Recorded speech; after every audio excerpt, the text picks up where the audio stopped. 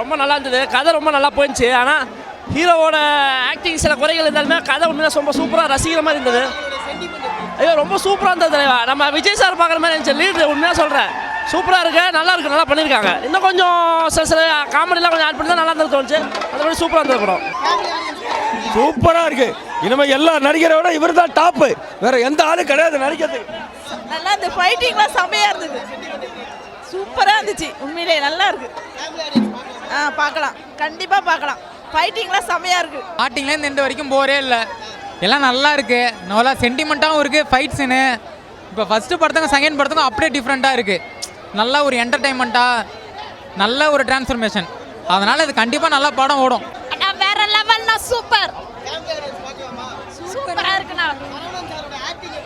வேற லெவல் இருக்கு, செம்மையா ட்விஸ்ட்டுக்கு மேலே ட்விஸ்ட்டாக இருக்கு, வேற லெவல்ல இருக்கு, சூப்பரா சூப்பர்.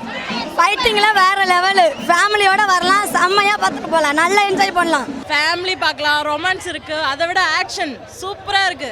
நீங்கள் எதிர்பார்க்கவே முடியாது. இப்போ ஒரு சீன் நீங்கள் நடக்குதுன்னா அந்த சீனை நீங்கள் யோசிக்கிறதுக்குள்ளே அடுத்த சீன் வரும். நீங்கள் ஒவ்வொன்றும் ரியலைஸ் பண்ணி பார்க்கக்குள்ளே ஆட்டோமேட்டிக்காக உங்களுக்கு ஒரு ஹாலிவுட் மூவி பார்த்த ஒரு ஃபீல் கிடைக்கும்.